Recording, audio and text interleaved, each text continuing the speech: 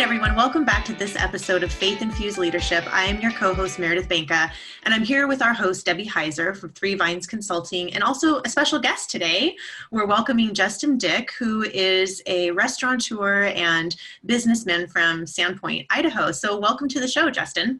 Hey, thank you for having me, ladies. I appreciate it. Yeah, absolutely. I'm super excited to have you and to discuss leadership and how you have formed over the years. So so why don't you tell us a little bit about yourself and kind of your background in leadership?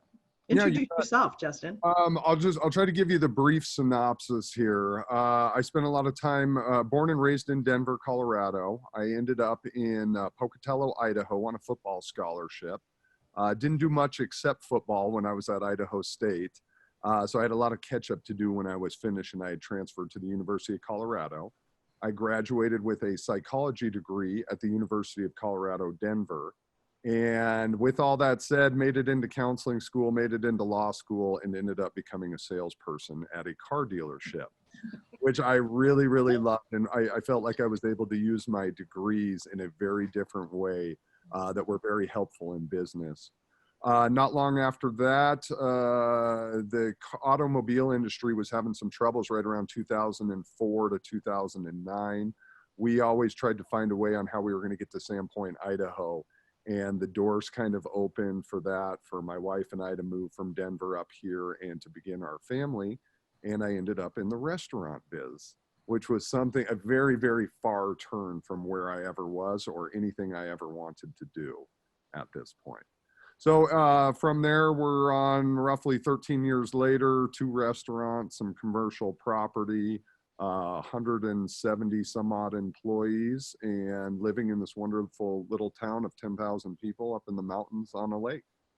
And might I add, because Justin and I know each other, that Justin also leads in the community. There's a lot of work you do, Justin, that's even outside of what you would associate to your businesses, that you serve the community with and have a lot of influence within the community. So I think there's that big piece of it too. So yeah. Well, thank you. And I thought one of the fun parts about restaurants, when I was early developing my business plan and figuring out what I was going to do and how I was going to lead my people, one of the big parts I've always wanted to get into was volunteerism. I volunteered on a lot of political campaigns when I was in Denver. Very contentious, working with some different groups and groups of people. And I've always wanted to figure out, how could I volunteer? How could I give back? I've worked at Denver Children's Home. I've worked in a number of youth housing organizations in Denver with my psychology degree. And getting up in the Sandpoint, I thought this was going to be my opportunity where I'm going to be able to have a business as well as spend a majority of my time volunteering my time or working with nonprofit organizations. Yeah, that's awesome. And I think it's a testament to your kind of development as a leader that you're in that place where you've now stepped into wanting to give back. And it's interesting. We were talking before we started recording the show today, just getting to know each other a little bit. And we asked, how do you like to introduce yourself? And you even said, well, gosh, that's changed over time. The way that I would have introduced myself 10 years ago or 20 years ago is very different than the way that I would have introduced myself today. So how would you have introduced yourself 20 years ago compared to how you just introduced yourselves to us on the show today? I would introduce myself as the owner of the restaurant. And I was so hung up on my title and the way I presented and projected onto people. And I struggled the first couple of years as well too. My customer base did not see me as the owner. They did not see, I had a number of just trying to figure out how the restaurant runs. I had a brand new restaurant that was historically challenging for many, many people over the last 60 years. When I bought it and came down, everybody told me, you're going to fail, you're going to fail. Everybody else has failed around here. And so for those first 2 years, I was really hung up on this title, like I'm the owner, I'm going to make this happen, I'm going to do this. And I really fell flat with a lot of my employees and a lot of my staff because it was so much directed about me and not the culture of the business and the services that we're offering and the compelling products that we're serving and the customer service with it. It was really selfish. And I think, from the opening of my business, I'm a father. I'm a husband, a friend. And over the years, I've learned that I can step back. I rarely introduce myself as the owner of any one business. I typically say that I'm a business person.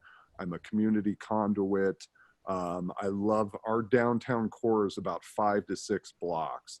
And I take a lot of great pride in knowing a majority of the business owners and knowing that they can call me whenever they need something, as well as the nonprofit communities. That's awesome, because I feel like that's the journey of leadership. Mm-hmm. Right. So how you introduce yourself is probably, I would say, a reflection of how your leadership style is developed. So maybe you can talk with us a little bit more of going from that kind of selfish leader to that servant leader. Sure. One thing that's interesting, I very much lead by example. I always roll my sleeves up. I rolled my sleeves up, a decade ago. I roll my sleeves up now. I really want the employees to know that there's no task at the restaurant that I can't do or that I won't do. And that I'm going to be in the front trenches or the front lines of customer service with these guys every day, day in, day out.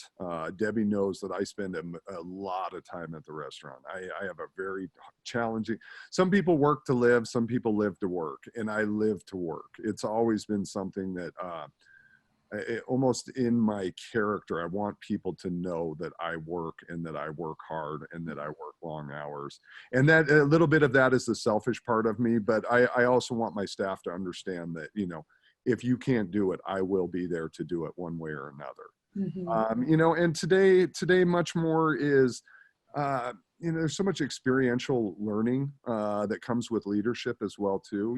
Every experience, every tough service, every time a customer yells at you, I don't look at it as a personal attack or say, oh gosh, our system's broken again. I always look at personal accountability. If somebody at the restaurant makes a mistake, their mistake is my mistake. And I take a look at it and I say, how can I change to better this situation? How can I make this situation never happen again, or the next time we run into it, we have some systems or we have some protocol that we can actually go through.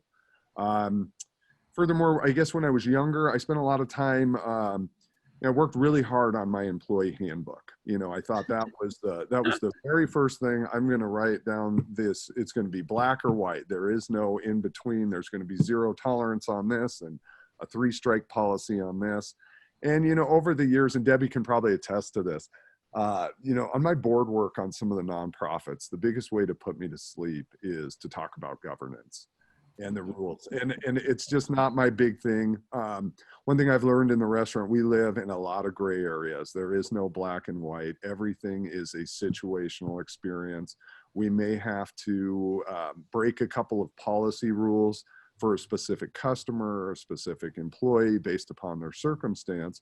Now, if I was in the city and I had 100 applications to choose from for employees, I might be able to stick to more of a black and white corporate policy structure. But we don't. In Sandpoint, we're bound. We're almost on an island by ourselves here. Most of the restaurant employees kind of hop around from one place to another. In the summer, a lot of them come and work for myself down on the lake. In the wintertime, they move up to Schweitzer. But I really work on the development of these employees. It's roughly $10,000 to $11,000 to train one employee. And I'll be lucky if I can keep them anywhere from 8 months to a year. What I really need to do is, how do I develop this employee long-term where, we do a pretty good job, or I feel like I do a pretty good job with getting this 16 to 19-year-old crowd in.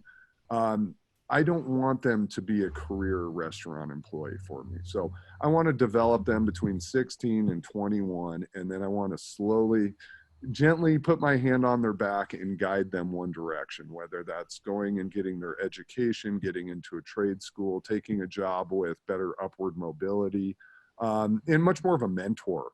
A mentor versus a manager. I look at a manager that comes in and they try to find the systems, they try to work within the systems.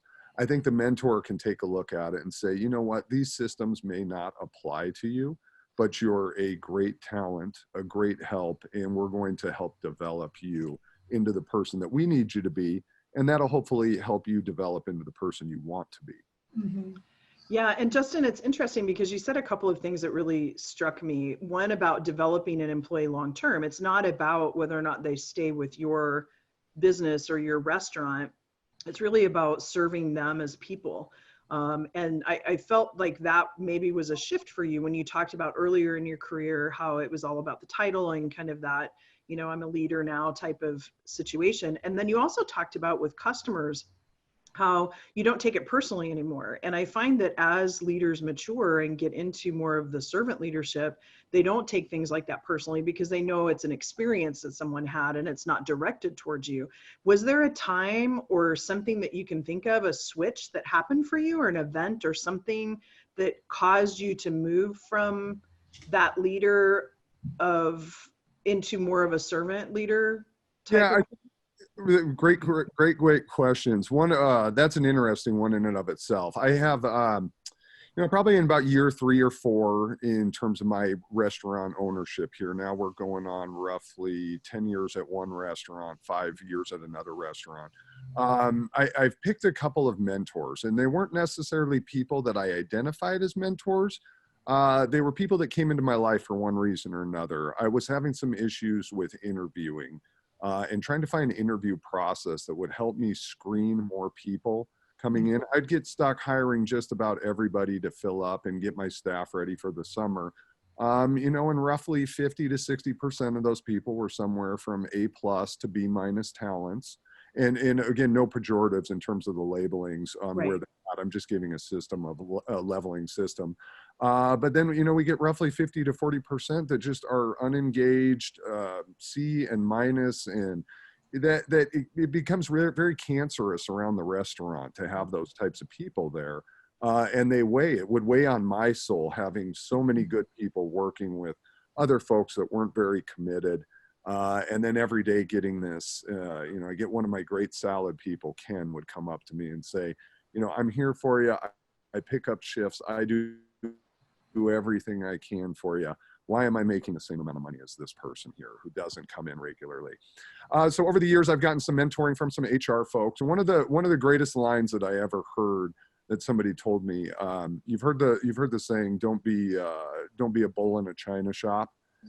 They put it to me and posed it to me a different way and said, you have to stop being china in a bull shop.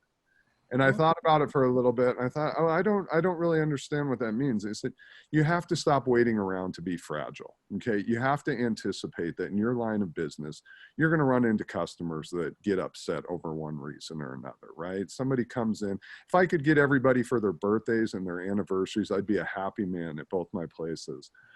So when they come in, and especially in our community where our socioeconomic standards are not probably as high as they are an hour and a half away in Washington State, somebody coming in and spending money on a birthday dinner and anniversary, it's a very big deal. They may only do that once a year.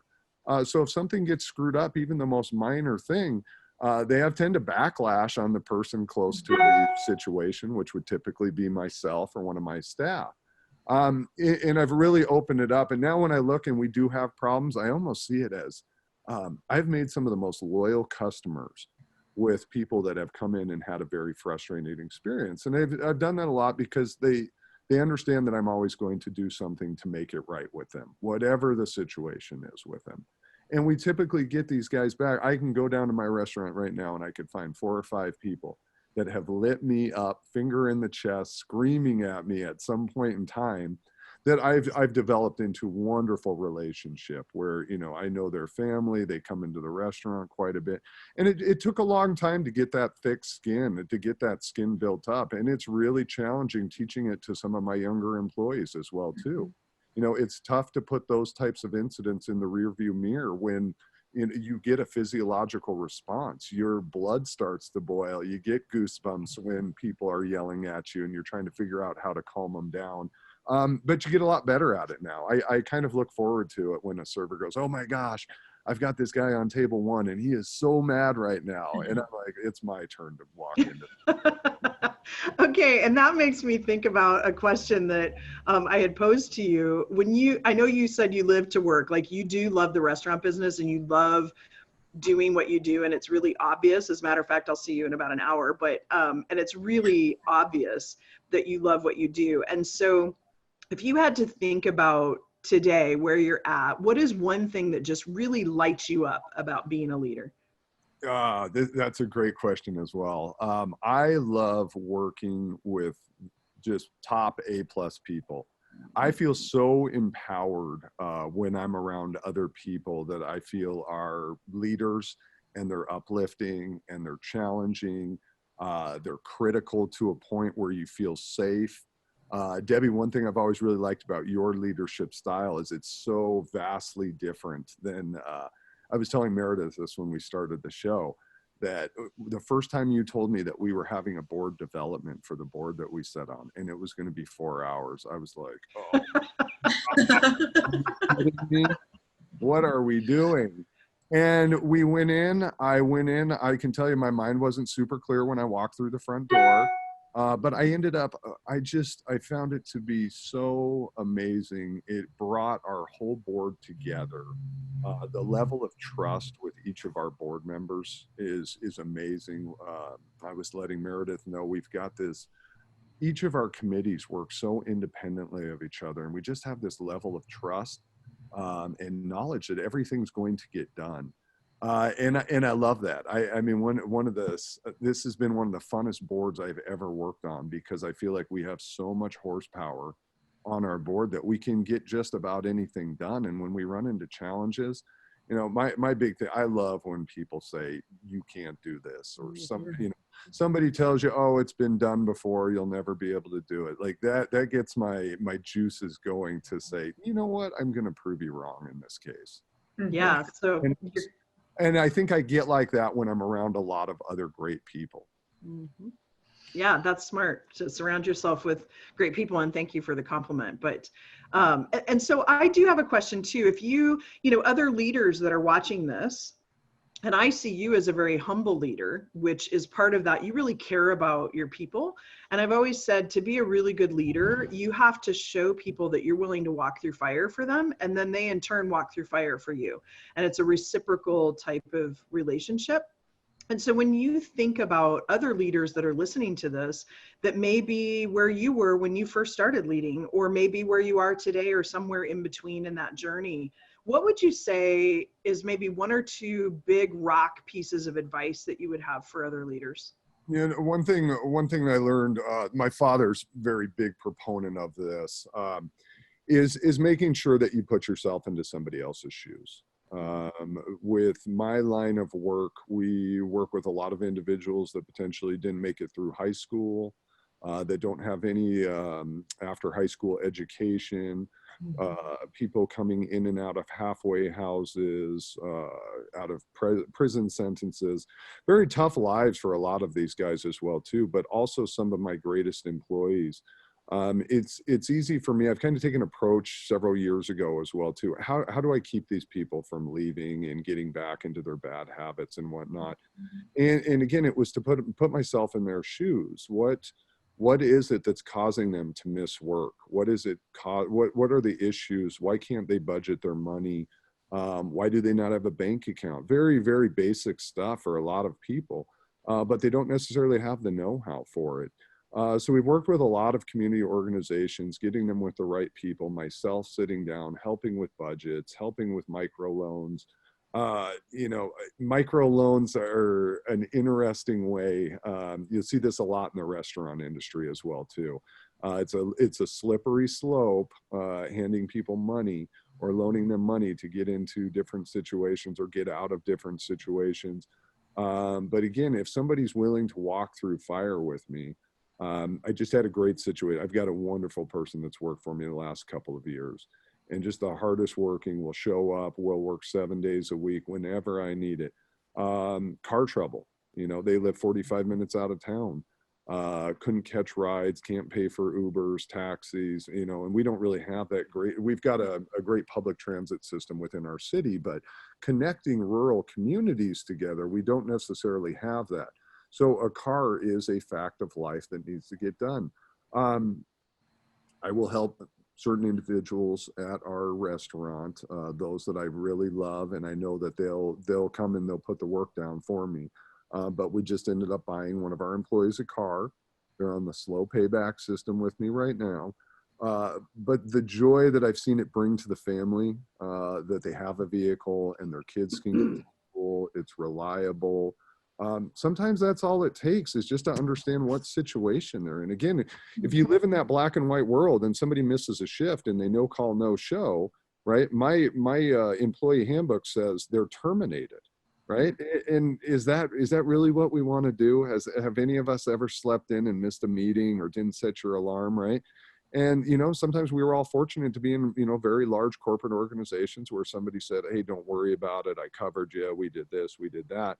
If I miss one person, one shift, I'm in the weeds all day long. So you really, really have to think about what those circumstances, what have these people been through? What do they know? We get some people that haven't worked in a restaurant before as well, too, and it's their first job. I really love being an employer of the first job, right? Or offering the first job. Get to work with a lot of children from a lot of parents and friends that I have in the community.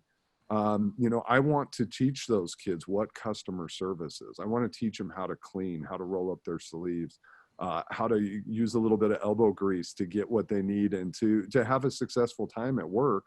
And then let them use that knowledge either to impart on somebody else or to build on their foundation for their the next step in their lives. Mm-hmm.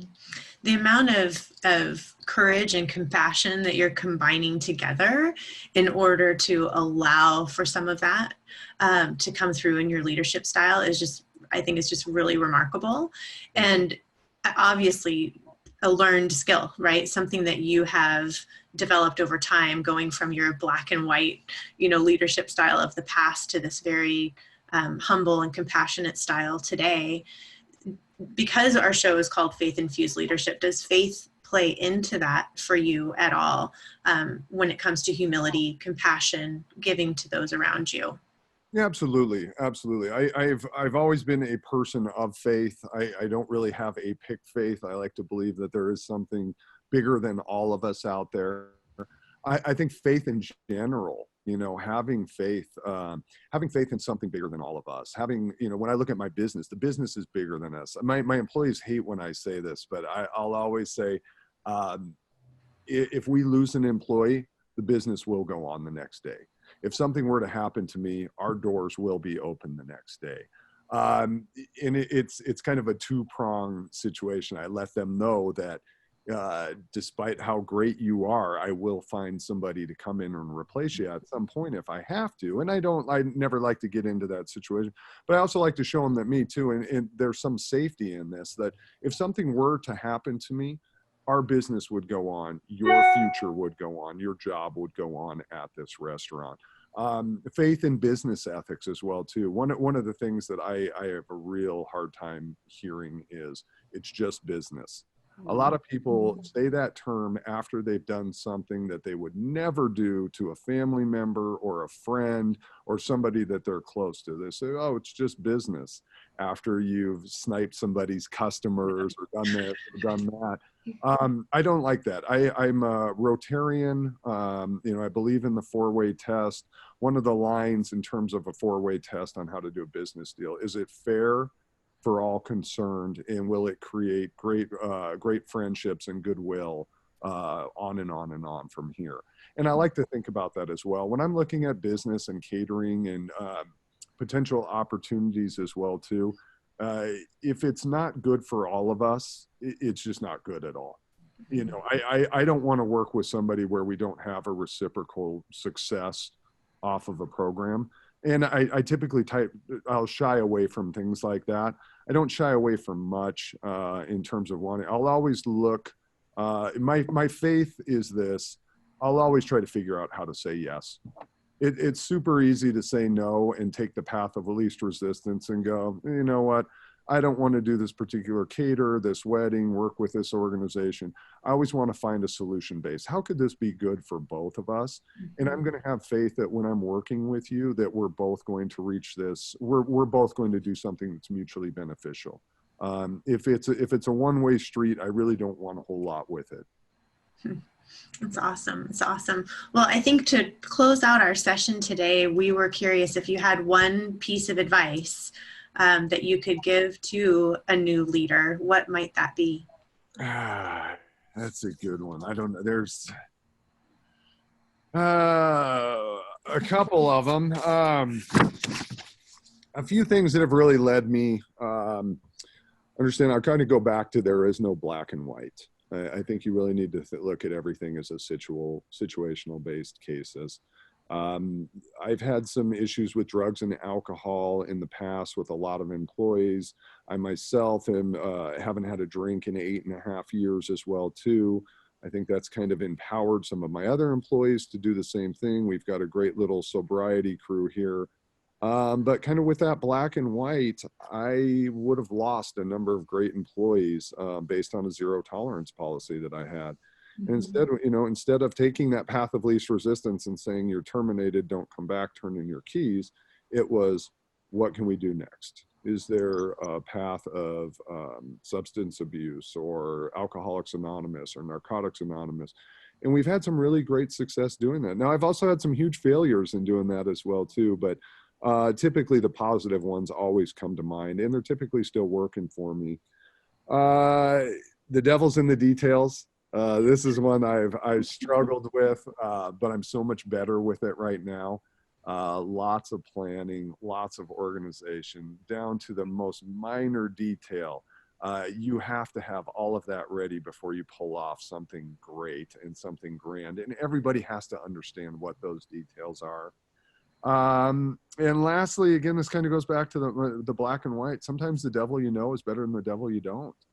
I've brought back a lot of employees. I'm actually going to have a funky conversation when I get down. I came into my kitchen this morning, and there was a gentleman that working in my kitchen that hasn't worked there for a couple of years for some very specific reasons. Now I need to go back and work with my kitchen staff and say, is this person, we know his work qualities and his work characteristics and his work habits. We also have a few issues that we had in the past well. So now I've got to sit down with my chefs and say, is this a smart move for us to make right now? We know the guy, we've experienced him before. Did he grow with his time away from myself? Or is he the same person that he was 2 to 3 years ago?